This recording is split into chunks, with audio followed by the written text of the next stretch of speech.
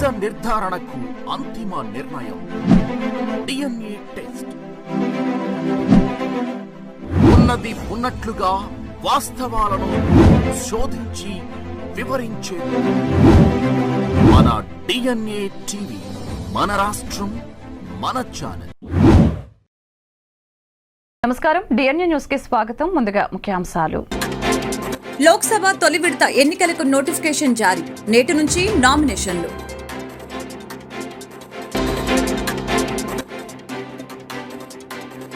తెలంగాణ మాజీ గవర్నర్ తమిళిసై సౌందరరాజన్ మళ్లీ బీజేపీలోకి చేరిక. ఉండవల్లి కరకట్ట వద్ద నారా లోకేష్ కాన్వాయ్ ఆపి తనిఖీ చేసిన పోలీసులు. కోడ్ అమల్లో భాగంగా తనిఖీ చేస్తున్నామని లోకేష్ కి చెప్పిన పోలీసులు. పండగ శ్రీ పానకాల లక్ష్మీ నరసింహస్వామి వారి ముత్యాల పందిరి వాహన ఉత్సవం. చెన్నై టీ నగర్లోని పార్టీ ప్రధాన కార్యాలయం కమలాలయంలో తమిళనాడు బీజేపీ అధ్యక్షుడు కె అన్నమలై తమిళిసై సౌందరరాజన్ కు సభ్యత్వ కార్డును అందజేశారు. తమిళనాడు బీజేపీ అధ్యక్షుడు కె అన్నమలై చెన్నైలోని పార్టీ ప్రధాన కార్యాలయం కమలాలయంలో సౌందరరాజన్ కు సభ్యత్వ కార్డును అందజేశారు. మీడియా సమావేశం నిర్వహిస్తూ తమిళిసై సౌందరరాజన్ మాట్లాడుతూ తన పదవిని విడిచిపెట్టడం కఠినమైన నిర్ణయమే అయినప్పటికీ తిరిగి పనిచేయడం సంతోషంగా ఉందని తెలిపారు. ఏప్రిల్ 19న పోలింగ్ జరగనున్న నేపథ్యంలో లోక్సభ తొలి విడత ఎన్నికల కోసం నోటిఫికేషన్ విడుదలైంది. ఈ మేరకు కేంద్ర ఎన్నికల సంఘం నోటిఫికేషన్ జారీ చేసింది. నోటిఫికేషన్ జారీతో ఇవాల్టి నుంచి నామినేషన్ల ప్రక్రియ ప్రారంభం కానుంది. బీహార్తో మినహా తొలి విడత లోక్సభ ఎన్నికలు జరిగే మిగతా 20 రాష్ట్రాలు, కేంద్రపాలిత ప్రాంతాల్లో నామినేషన్ దాఖలుకు ఈ నెల 27 వరకు అవకాశం ఇచ్చారు. బీహార్లో మాత్రం మార్చి 28 వరకు నామినేషన్ల దాఖలుకు అవకాశం కల్పించారు. బీహార్ మినహా మిగతా 20 రాష్ట్రాల్లో, కేంద్రపాలిత ప్రాంతాల్లో మార్చి 28న నామినేషన్ల స్క్రూటీని నిర్వహించనున్నారు. బీహార్లో మార్చి 30న నామినేషన్ల స్క్రూటీని జరగనుంది. బీహార్ మినహా మిగిలిన 20 రాష్ట్రాలు, కేంద్రపాలిత ప్రాంతాల్లో మార్చి 30వ తేదీ వరకు నామినేషన్ల ఉపసంహరణకు తుది గడువు. బీహార్లో నామినేషన్ల ఉపసంహరణకు ఏప్రిల్ 2 వరకు అవకాశం ఇచ్చారు. జూన్ 6తో సాధారణ ఎన్నికల ప్రక్రియ సంపూర్ణంగా ముగియనుంది. తొలి విడతలో 17 రాష్ట్రాలు, 4 కేంద్రపాలిత ప్రాంతాల్లోని మొత్తం 102 లోక్సభ స్థానాలకు పోలింగ్ జరగనుంది. అందులో తమిళనాడులోని మొత్తం 39 స్థానాలు, రాజస్థాన్లోని 12 స్థానాలు, ఉత్తరప్రదేశ్లోని 8 స్థానాలు, మధ్యప్రదేశ్లోని 6 స్థానాలు, ఉత్తరాఖండ్, అస్సాం, మహారాష్ట్రలోని 5 స్థానాలు, బీహార్లోని 4 స్థానాలు, పశ్చిమ బెంగాల్లోని 3 స్థానాలు, అరుణాచల్ ప్రదేశ్, మణిపూర్, మేఘాలయ రాష్ట్రాల్లోని 2 స్థానాలు, ఛత్తీస్గఢ్, మిజోరాం, నాగాలాండ్, సిక్కిం, త్రిపుర, అండమాన్ నికోబార్ దీవులు, జమ్మూ కాశ్మీర్, లక్షద్వీప్, పుదుచ్చేరిలో 1 స్థానం ఉన్నాయి. లోక్సభ ఎన్నికలకు సంబంధించి కేంద్ర ఎన్నికల సంఘం మార్చి 16న షెడ్యూల్ విడుదల చేసింది. మొత్తం 7 దశల్లో ఎన్నికలు జరగనున్నాయి. ఏప్రిల్ 19న తొలి విడత పోలింగ్, జూన్ 1న తుది విడత పోలింగ్ నిర్వహించనున్నారు. జూన్ 4న లోక్సభ ఎన్నికల ఫలితాలతో పాటు 4 రాష్ట్రాల అసెంబ్లీ ఎన్నికల ఫలితాలు వెల్లడి కానున్నాయి. భద్రాద్రి కొత్తగూడెం జిల్లాలో 10వ తరగతి పరీక్షలు రెండో రోజున మంగళవారం 56 మంది విద్యార్థులు గైర్హాజరయ్యారు. మొత్తం 12,331 మందికి గాను 12,275 మంది విద్యార్థులు పరీక్షలు రాశారని డీఈఓ వెంకటేశ్వరాచారి తెలిపారు. జిల్లా పరిశీలకులు పి మదన్ మోహన్ 5 సెంటర్లు, డీఈఓ 6 సెంటర్లు, ఫ్లయింగ్ స్క్వాడ్ బృందం సభ్యులు 30 కేంద్రాలను తనిఖీ చేశారు. కాగా జిల్లాలో ఎలాంటి మాల్ ప్రాక్టీస్ కేసులు నమోదు కాలేదని డీఈఓ వివరించారు. భద్రాద్రి కొత్తగూడెం జిల్లా పాల్వంచ మెడికల్ కాలేజ్ విద్యార్థులు హాస్టల్లో కనీస సౌకర్యాలు లేవని, హాస్టల్ ఫుడ్ నాణ్యత లేదని ప్రిన్సిపల్ క్రమశిక్షణ నెపంతో రాత్రులు హాస్టల్ క్యాంపస్ లోకి ప్రవేశించి వీడియోలు రికార్డ్ చేస్తూ బెదిరిస్తూ విద్యార్థులతో దురుసుగా ప్రవర్తిస్తున్నారని ఇటీవల విద్యార్థులు ధర్నా చేపట్టారు. దీనికి సంబంధించి జిల్లా కలెక్టర్ మంగళవారం విచారణ కమిటీని ఏర్పాటు చేశారు. ఉండవల్లి కరకట్ట వద్ద నారా లోకేష్ కాన్వాయ్ ఆపి తనిఖీ చేసిన పోలీసులు. కోడ్ అమల్లో భాగంగా తనిఖీ చేస్తున్నామని లోకేష్ కి పోలీసులు తెలిపారు. తనిఖీలకు సహకరించిన లోకేష్ కాన్వాయ్లో ఉన్న కార్లన్నింటినీ కూడా తనిఖీ చేశారు పోలీసులు. తాడేపల్లిలోని అపార్ట్మెంట్ వాసులతో ముఖాముఖి కార్యక్రమానికి వెళ్తున్న నారా లోకేష్ కాన్వాయ్ ని ఆపి తనిఖీ చేశారు. కాన్వాయ్లో కోడ్కు విరుద్ధంగా ఏమీ లేవని పోలీసులు నిర్ధారించారు. ఎన్నికల నిబంధనలు ఉల్లంఘించకుండా లోకేష్ ప్రచారం సాగుతుందని పోలీసులు తెలిపారు. మంగళగిరి పానకాల లక్ష్మీ నరసింహస్వామి దేవస్థానం బ్రహ్మోత్సవాల్లో భాగంగా బుధవారం స్వామివారు ముత్యాల పందిరి వాహనంపై భక్తులకు దర్శనమిచ్చారు. శాశ్వత ఉత్సవ కైంకర్య పరులుగా విజయవాడకు చెందిన పారిశ్రామికవేత్త ఉపేంద్ర వర్మ వ్యవహరించారు.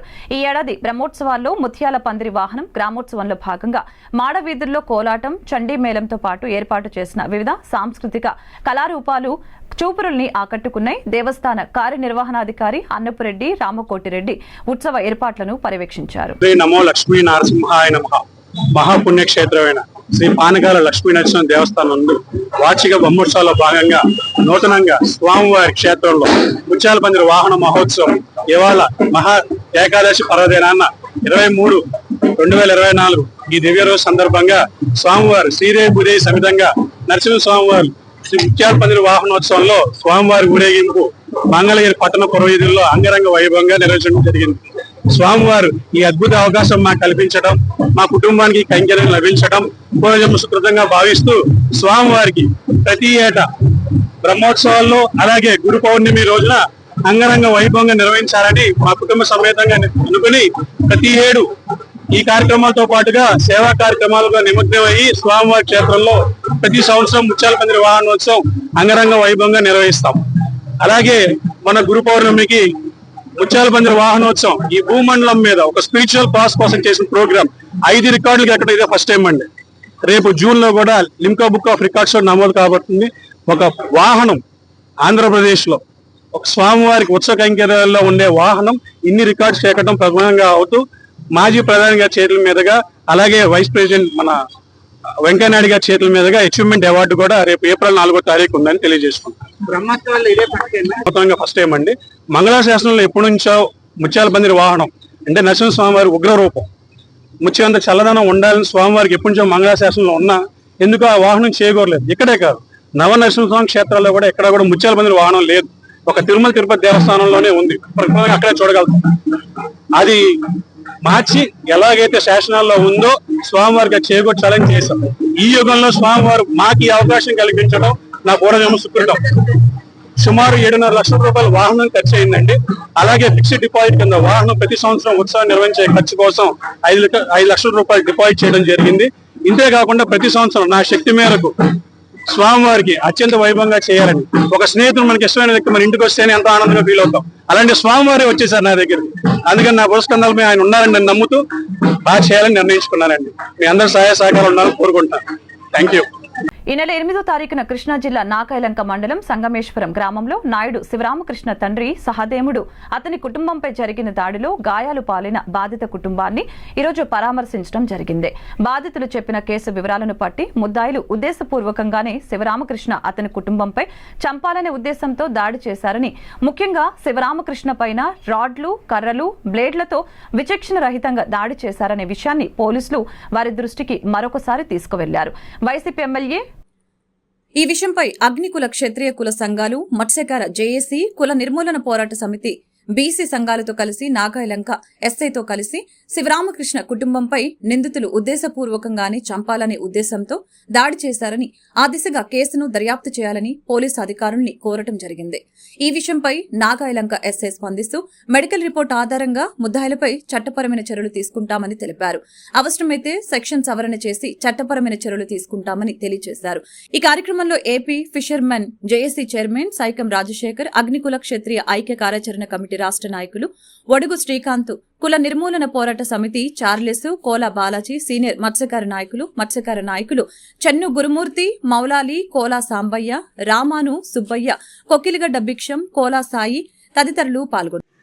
ఈ నెల 8వ తారీఖు నాగాయలంక మండలం సంగమేశ్వరం గ్రామంలో శివరాత్రి నవరాత్రులను పురస్కరించుకుని అక్కడ జరిగే ఉత్సవాల్లో భాగంగా నాగాయలంక గ్రామంలో ఉన్నటువంటి నాయుడు సహదేవుడు వాళ్ళ కుటుంబీకులు అక్కడ వ్యాపారం చేసుకుంటూ ఉన్న క్రమంలో ఒక ఆటవిక మూక వాళ్ళ మీద నిర్దాక్షిణ్యంగా దాడి చేసి వాళ్ళని చంపేందుకు కూడా వెనుతిరగకుండా వాళ్ళ మీద బ్లేడ్లతో, రాడ్లతో వాళ్ళ మీద దాడి చేసి వాళ్ళని పూర్తిగా చాలా ఇబ్బంది కలిగించారు. ఈ ఘటన మీద ఇప్పటికీ సరైన స్పందన రాలేదు. అయితే ఈరోజు మేము నాగాయలంక స్టేషన్లో ఎస్ఐ గారిని కలవటం, ఆయన కూడా దీని మీద స్పందించటం, ఏదైతే ముద్దాయిలు ఉన్నారో వాళ్ళని వీలైనంత త్వరగా మేము మా డిమాండ్గా వీలైనంత త్వరగా వాళ్ళని శిక్షించాలని మేము వాళ్ళకి తెలియజేయటం, వారు కూడా దానికి సానుకూలంగా స్పందించడం జరిగింది. ఈ ఘటనను ఉద్దేశించి కనుక న్యాయం జరగని పక్షాన రాష్ట్రంలో ఉన్న అగ్నికుల క్షత్రియ సంఘాలన్నీ కూడా ఈరోజు పెద్ద ఎత్తున దీని మీద ఉద్యమం చేపడతాయి. ఎవరైతే బాధితులు ఉన్నారో వాళ్ళకి అండగా నిలబడతాం. ఎవరైతే ముద్దాయిలు ఉన్నారో మీరు ఏ అహంకారంతో మీరు ఈ దుర్ఘటనకి మీరు నా పేరు Saikam Rajasekhar, AP fishermen AC chairman.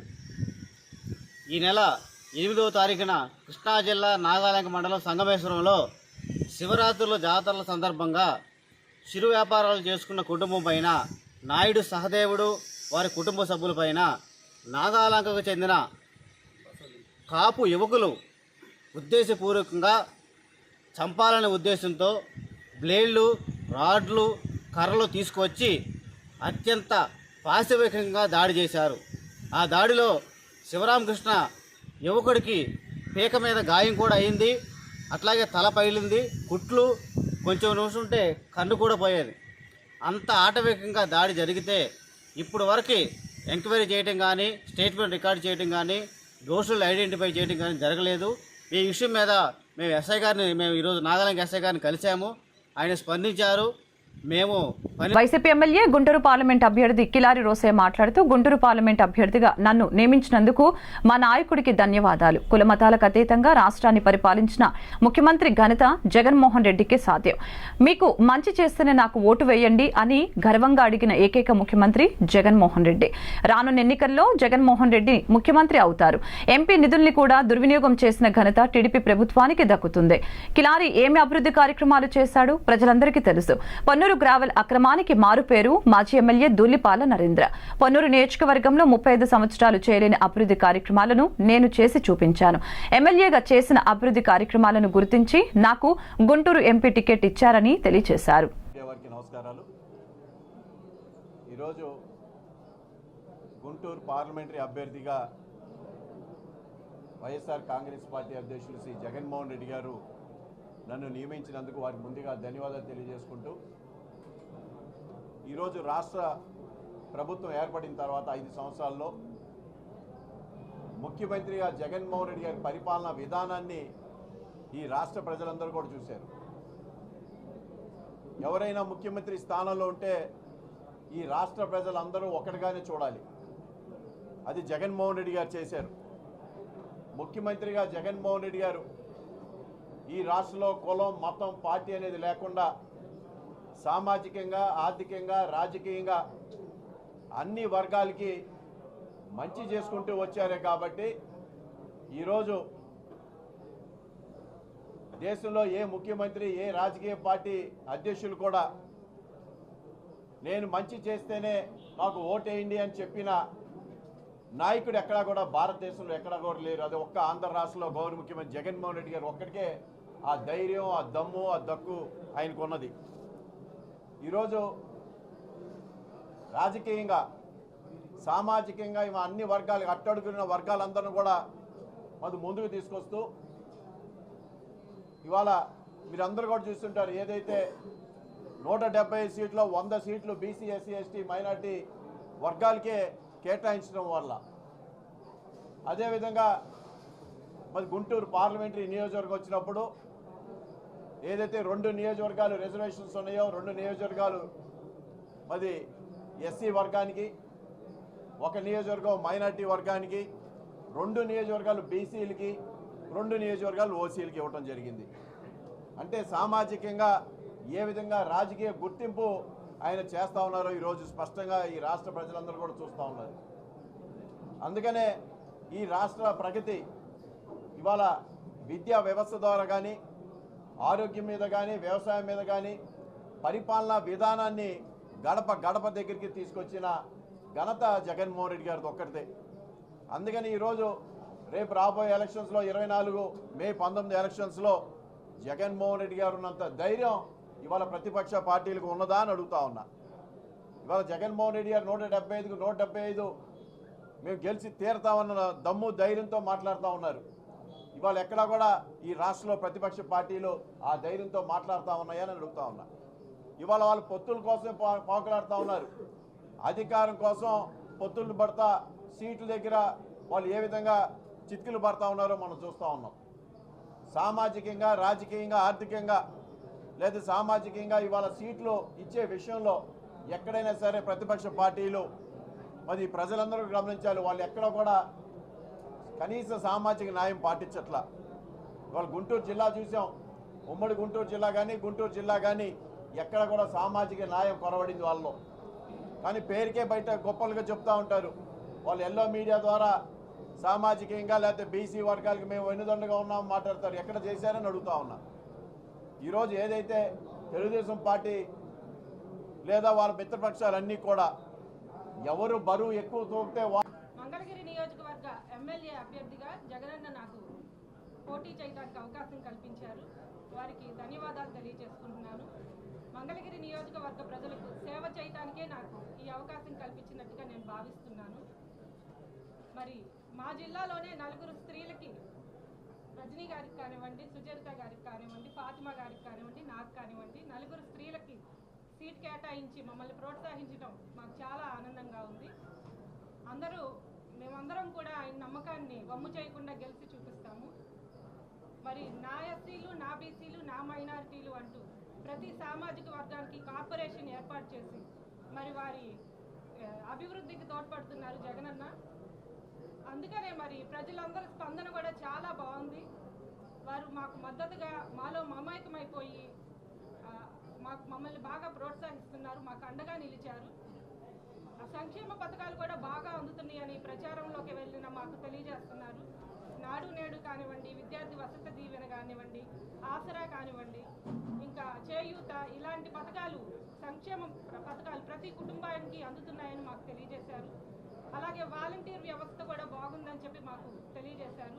అవ్వాతాతలకు కానీ, ఒంటరి మహిళలకు కానీ, వికలాంగులకు కానీ అందరికీ వాలంటీర్లు తమ ఇంటి ముందుకే ఈ వైసీపీ ప్రభుత్వం ఎలా అయితే వాళ్ళకి సపోర్ట్ చేస్తుంది అన్నది వాళ్ళు గుర్తుపెట్టుకొని వాళ్ళందరి మద్దతు మాకున్నాయి అని చెప్పి తెలియజేశారు. మాకు చాలా సంతోషంగా ఉంది. అట్లా ప్రచారంలో మేము ముందుకు వెళ్తున్నాము. మరి మంగళగిరి నియోజకవర్గ ప్రజలవి, నాయకులవి, కార్యకర్తలవి, అభిమానులవి అందరివి అండ సహాయ సహకారాలు నాకు ఎల్లప్పుడూ ఉండాలని, అలాగే వాళ్ళ సామాన్య స్థానికురాలైన నన్ను వారి చెల్లిగా, అక్కగా, బిడ్డలాగా భావించి, అలాగే మన కిల్లారి రోసయ్య గారిని అన్నగా భావించి లావణ్య అనే నన్ను భారీ మెజారిటీతో గెలిపిస్తారని మనస్ఫూర్తిగా కోరుకుంటున్నాను. జనసేన పార్టీ నగర అధ్యక్షులు నేరెళ్ల సురేష్ మాట్లాడుతూ జనంతో జనసేన అని ఉద్యమం చేశాం. మేము అధికారంలోకి వచ్చే ప్రణాళికని సిద్ధం చేశాము. తూర్పు అభ్యర్థి నజీర్కు తోడుగా ఉంటాము. రాబోయే ఎన్నికల్లో 3 పార్టీల కూటమిని గెలిపించుకొని తీరుతాము. గుంటూరు తూర్పు అసెంబ్లీ అభ్యర్థి నజీర్ మాట్లాడుతూ రాష్ట్రంలో ఉన్న సైకో పాలన పారద్రోలుతామని తెలిపారు.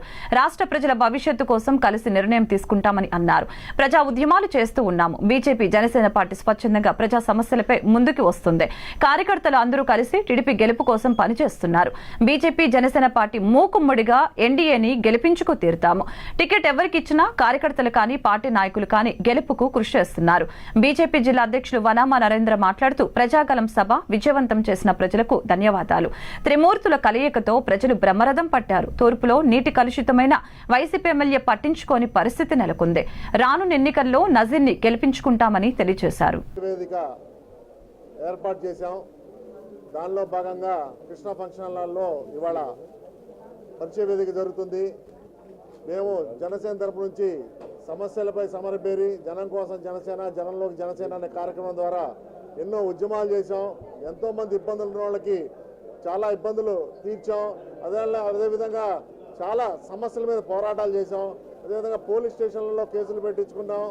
అలానే పోలీసుల చేత తన్నులు తిన్నాం, పోలీస్ స్టేషన్లో పెట్టించుకుంటాం, అన్నీ చేశాం. కానీ మేము అధికారంలోకి వస్తే ఏం చేస్తాం అనేది కూడా మేము ఒక ప్రణాళిక సిద్ధం చేసుకున్నాం.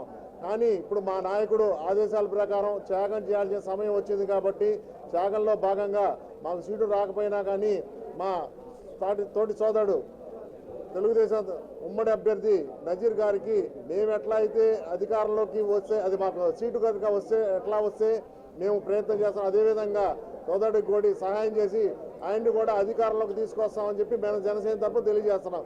జై జనసేన, జై టీడీపీ, జై బీజేపీ.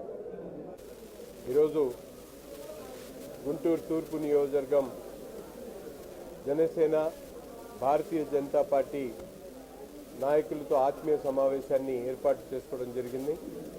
ముఖ్యంగా రాష్ట్రంలో ఉన్నటువంటి సైకో పరిపాలనను తరిమి కొట్టడానికి,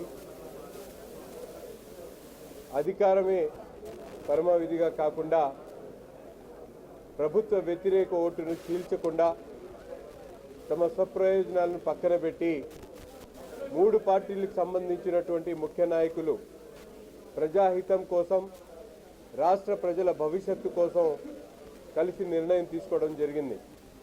ఆ నిర్ణయంలో భాగంగా 3 పార్టీలు ఎన్డీఏ కూటమిగా ఏర్పడి తెలుగుదేశం పార్టీ అభ్యర్థిగా గుంటూరు తూర్పు నియోజకవర్గం నుంచి నన్ను పోటీకి దించడం జరుగుతూ ఉంది. ఈరోజు జనసేన పార్టీ అలాగే బీజేపీ పార్టీ అనేక సంవత్సరాల నుంచి ప్రజా ఉద్యమాలు చేస్తూ ప్రజలకు సంబంధించినటువంటి సమస్యల మీద నిరంతరం పోరాడుతూ భారత్ మాతాకి ఈరోజు ఆంధ్రప్రదేశ్ అభివృద్ధి కోసం 3 పార్టీలు కలయికతో గుంటూరు ఈస్ట్ నియోజకవర్గం నజీర్ గారి ఆధ్వర్యంలో ఆత్మీయ సమావేశం జరగడం చాలా సంతోషకరం. ఏదైతే ఆంధ్రప్రదేశ్ అభివృద్ధి కోసం 3 పార్టీలు కలయిక చూసి ఈ జగన్మోహన్ రెడ్డి మతి భ్రమించి ఈ సభ ఫెయిల్యూర్ అయిందని, ఫ్లాప్ అయిందని తనకు తాను భావించుకుంటూ భ్రమలో బతుకుతున్నారు. సభ విజయవంతమైంది. అక్కడికి వచ్చిన వాళ్ళందరూ కూడా చూశారు. లక్షలాది మంది ప్రజలు స్వచ్ఛందంగా ఈ సభకి విచ్చేస్తే ఈ సైకో పాలనలో ఉన్న మంత్రులు కానీ, ఎమ్మెల్యేలు కానీ, ముఖ్యమంత్రి కానీ తట్టుకోలేని స్థితి. ఎందుకంటే ప్రజలు బ్రహ్మరథం పడుతున్నారు. ఈ త్రిమూర్తుల కలయిక ఆంధ్రప్రదేశ్ అభివృద్ధికి నాంది. ఈరోజు ఆంధ్రప్రదేశ్ అభివృద్ధి చెందాలని ఎన్డీఏ కూటమిలోని భారతీయ జనతా పార్టీ, రాష్ట్ర ప్రభుత్వం ఈ ఏడాది మార్చి 18 నుంచి ప్రభుత్వ ప్రైవేట్ పాఠశాలలకు ఒంటిపూట బడులు నిర్వహించమని ఆదేశాలు జారీ చేసింది. గుంటూరు జిల్లా పొన్నూరు పట్టణంలోని ప్రైవేట్ పాఠశాల ఎన్ఎన్టీ హై స్కూల్ నిబంధనల్ని తుంగలో తొక్కి పాఠశాలను యథావిధిగా కొనసాగిస్తూ ఉంది. దీంతో విద్యార్థుల తల్లిదండ్రులు తీవ్రంగా ఆరోపణలు గుప్పిస్తున్నారు. మండల విద్యాశాఖ అధికారుల నిర్లక్ష్యమే ప్రధాన కారణమని పట్టణంలో పలు పాఠశాలల యాజమాన్యం ఆరోపిస్తున్నారు. సీఎం జగన్ విధ్వంస పాలనకు ఇవే ఆఖరి రోజులని టీడీపీ జాతీయ ప్రధాన కార్యదర్శి నారా లోకేష్ వ్యాఖ్యానించారు. టీడీపీ అధికారంలోకి వచ్చాక గంజాయిని కూకటి వేళ్లతో పిక్లించేస్తామని హామీ ఇచ్చారు. ఓడిపోవడం జరిగింది. కానీ ఓడిపోయిన దగ్గర నుంచి మంగళగిరిలోనున్నా, ఓడిపోయిన దగ్గర నుంచి మంగళగిరి ప్రజల గురించి ఆలోచించా. మీ అందరికి వర్తించదు కానీ దాదాపు 29 సంక్షేమ అభివృద్ధి కార్యక్రమాలు మంగళగిరి ప్రజల కోసం నేను చేశా. ఇంక్లూడింగ్ ప్రతిపక్షంలో ఉన్న ఐటీ పరిశ్రమని మంగళగిరికి నేను తీసుకొచ్చా. ఈరోజు ఆ కంపెనీలో 150 మంది పనిచేస్తున్నారు. చిన్నదే, నేను పెద్ద కంపెనీ అని నేను అనట్లా, కానీ ప్రతిపక్షంలో ఉంటూ నేను తీసుకొస్తాం కూడా జరిగింది. సో కసితో, ఒక పట్టుదలతో మంగళగిరిని అభివృద్ధి చేయాలన్న లక్ష్యంతో ఈరోజు నేను మీ ముందర నుంచుంటున్నా. మీరందరూ చూస్తుంటారు, చేనేతలు ఆదుకునేదానికి టాటాతో ఒప్పందం కుదుర్చుకుని ఒక వీవర్శాల ప్రారంభించాం. చేనేతలుగా వాళ్ళ వృత్తి చనిపోతుంది, వాళ్ళని ఆదుకోవాలని అది ప్రారంభించాం.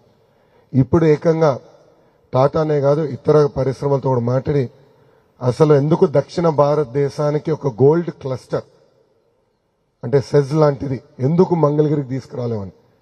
ఎక్కువ శాతం మంది మంగళగిరిలో స్వర్ణకారులు ఆ పనిపైన ఆధారపడి ఉన్నారు. సో లేటెస్ట్ టెక్నాలజీ ఎందుకు తీసుకురాకూడదు, డిజైన్స్ ఎందుకు తీసుకురాకూడదని, ఒక గోల్డ్ క్లస్టర్ ఎందుకు ఏర్పాటు చేయకూడదు.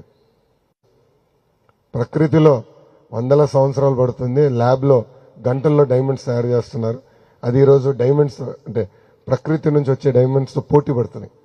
ఎందుకు ఆ పరిశ్రమ తీసుకురాకూడదు. సో నేను బలంగా నమ్మేది మంగళగిరి ఒక 2-3 సెక్టర్స్ని నమ్ముకోవాలి, డెప్త్ క్రియేట్ చేయాలి, మొత్తం ఎకో సిస్టమ్ తీసుకురావాలి నేను నమ్ముతున్నా. సో ఇన్ఫ్రాస్ట్రక్చర్ విధంగా రేపు ఉద్యోగాలు ఉపాధి రూపంలో కానివ్వండి పెద్ద ఎత్తున మంగళగిరిని అభివృద్ధి చేసే బాధ్యత నేను తీసుకుంటానని సభాముఖం మీకు తెలుపుతున్నా. ఆంధ్ర రాష్ట్రం మొత్తం మంగళగిరి వైపు చూసి అసూయపడే విధంగా అభివృద్ధి చేసే బాధ్యత నాది. మొన్న చిలకలూరుపేట సభకి 3 పార్టీల సభ అటర్ ఫ్లాప్ అయిందని మంత్రి అంబటి రాంబాబు సెటైర్లు వేశారు. ప్రధాని మోదీ వచ్చి మాట్లాడినా వీళ్లకు హైప్ రాలేదని వ్యంగ్యం ప్రదర్శించారు. 2014లోనూ ఇదే కూటమి పోటీ చేసిందని వెల్లడించారు. ఒకసారి గెలిచి రాష్ట్రాన్ని చిన్నాభిన్నం చేశారని విమర్శలు గుప్పించారు. తెలంగాణలో ఎన్నికలు జరుగుతున్నప్పుడు అమిత్ షా ఏం మాట్లాడాడు ఒకసారి గుర్తు తెచ్చుకోమని మనం చేస్తున్నాం. ముస్లింల రిజర్వేషన్ రద్దు చేస్తాం అధికారంలోకి వస్తే అనేటువంటి మాట మాట్లాడారు. ఇవాళ చంద్రబాబు నాయుడు గారికి ఓటు వేస్తే పొరపాటున అధికారంలోకి వస్తే మొదటిగా చేసేది ముస్లింల రిజర్వేషన్ రద్దు చేయటం. ఇది అవసరమా? ముస్లిం మైనారిటీస్ ఓటు వేయాలా? ఒక్కసారి ఆలోచించుకోమని మనం చేస్తున్నాం. మేమంటే ఆయన మాట్లాడిన మాటలంట ఇంతకుముందు మాట్లాడారు చాలా సందర్భాల్లో. భారతీయ జనతా పార్టీకి జగన్మోహన్ రెడ్డి గారికి ఓటు వేస్తే భారతీయ జనతా పార్టీకి ఓటు వేసినట్టు పోయినసారి అని మాట్లాడినటువంటి సందర్భాలు మనం చూస్తాం. దీనికి ఆర్టిఫిషియల్ ఇంటెలిజెన్స్ చెప్పాల్సిన అవసరం ఏముంది? వాస్తవాలు కావా? ప్రజలు గుర్తుపెట్టుకోలేదా? ప్రజలు చూడటం లేదా అని అడుగుతా ఉన్నాను. అసలు నేను తెలియగలుగుతానండి. మీరు 2014లో ఇదే కూటమి ఈ ముగ్గురే కలిసి ఒక కూటమిగా ఏర్పడ్డారు. ఎన్డీఏ అధికారంలోకి వచ్చింది. మీరు కూడా ఇక్కడ అధికారంలోకి వచ్చారు. మీరు అధికారంలోకి తీసుకొచ్చిన పాపానికి ఆంధ్ర రాష్ట్రాన్ని ఎంత గందరగోళం చేశారో ఒకసారి ఆలోచించుకోమని మనం చేస్తున్నాం. మీరు ఎన్ని దుర్భాషలు ఆడుకున్నారో నేను ప్రత్యేకంగా చెప్పాలా? మోడీ గారిని మీరేమన్నారు, మిమ్మల్ని మోడీ గారు ఏమన్నారు, మీ ఇద్దరిని పవన్ కళ్యాణ్ గారు ఏమన్నారు, ఎంతగా దుర్భాషలు ఆడుకున్నారో, ఎంతగా కొట్టుకున్నారో, ఎంతగా నీచంగా మాట్లాడుకున్నారో అది ఆర్టిఫిషియల్ ఇంటెలిజెన్సీనా కాదా? ఒకళ్ళొకళ్ళు తిట్టుకున్న మాట వాస్తవం కాదా? ఒకళ్ళొకళ్ళు దూషించుకున్న మాట వాస్తవం కాదా? ఆ మాటలను నేను ఇప్పుడు చెప్పాలా? మోడీ గారిని మీరేమన్నారో మర్చిపోయారా?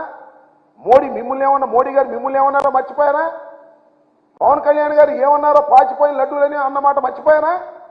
ఇవన్నీ ఆర్టిఫిషియల్ ఇంటెలిజెన్సీతో వచ్చినాయి. పొరపాటున మీరేదో ముగ్గురు కలిసి. వార్తలు ముగించే ముందు ముఖ్యాంశాలు మరొకసారి. లోక్సభ తొలి విడత ఎన్నికలకు నోటిఫికేషన్ జారీ. నేటి నుంచి నామినేషన్లు.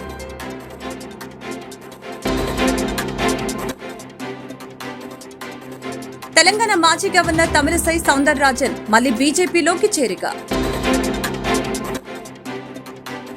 ఉండవల్లి కరకట్ట వద్ద నారా లోకేష్ కాన్వాయ్ ఆపి తనిఖీ చేసిన పోలీసులు. కోడ్ అమల్లో భాగంగా తనిఖీ చేస్తున్నామని లోకేష్ కి చెప్పిన పోలీసులు.